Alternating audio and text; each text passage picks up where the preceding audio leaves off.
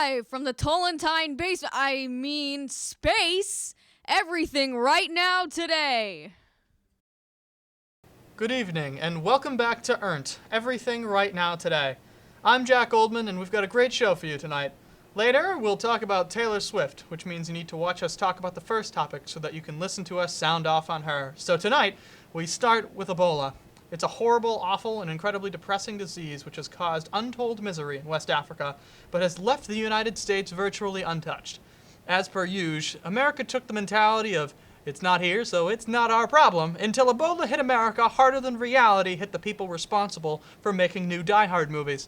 Since the disease hit America, everyone is Ebola crazy and maxing out their credit cards on hazmat suits, even though more Americans have died at the hands of O.J. Simpson than at the figurative hands of Ebola.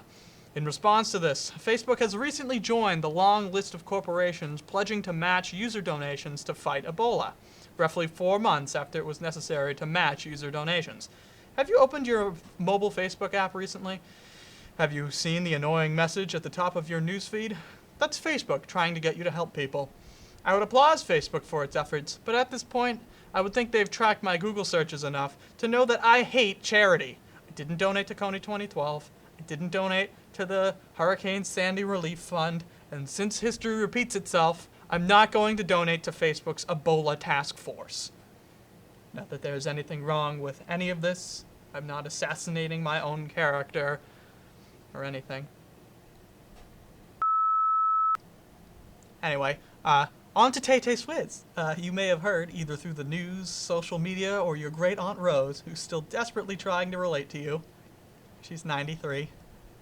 And really annoying. But anyway, Taylor Swift recently released a new album. Some are saying, thank the great man upstairs for this new album that for some reason is named after a year that I never cared about, and some are devastated due to the newly crowned pop queen's portrayal of traditional, quote-unquote, Swifties. That's right, the country music star isn't a country music star anymore, which we knew when Red came out, but oh my god, Tay-Tay doesn't sing country no more? Somebody get me some Xanax! Actually, I don't care, but damn, everyone else really does. Her transition from country queen ruling the cowboy boots and hat-wearing peoples to regular pop queen ruling the entire planet has actually set the world on fire. Now, I'm no expert. Really, I don't know anything about her. I think I Knew You Were Trouble during a dark time in my life. But our very own executive producer and head of the entertainment department, John Weiner, has some choice words to say on the subject. Hi, John. How are you? Terrible. Why? Well, the future Mrs. John Weiner took all her music off of Spotify, and that's the reason for the teardrops on my guitar right now. I mean, come on. I gotta speak now. Taylor, why you gotta be so mean? Do you really want all your fans paying for your music? I mean, at the end of the day, I guess it doesn't really affect me because when we're married, I'm gonna get all that money back anyway. Which reminds me, why aren't we married right now? Taylor, you belong with me, but not for that long because I want to break up and then I get a song about me. That's really what I want, a song. Sabumafu died? Are you kidding me right now?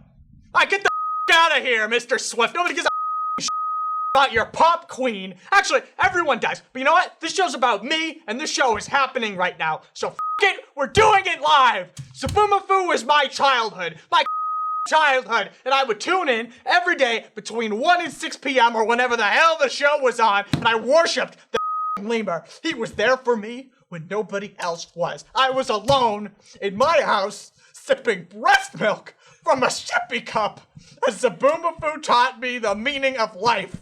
That swinging around on trees with a puppet duplicate led to serious exposure with the younger target demographic. I learned more from him than I learned from Over the Hedge, the criminally underrated movie that is also my life. I like to think of myself as Vern. If you don't know what that is or who that is, it's Cartoon Turtle. Figure it out. And know that after I learned from Vern the meaning of life, I gave up breast milk. I was 7. Also, Sabumafu was a show about a pet lemur on PBS when I was really little. For those of you who are just really confused right now, I'm sorry. This got really personal. So, that's our show. Sabumafu leaves behind 7 children and 4 grandchildren, none of whom made it on TV. Thanks to John Weiner, tune in next time when we talk about real issues, like whether or not Over the Hedge or The Departed was more worthy of the Best Picture Oscar.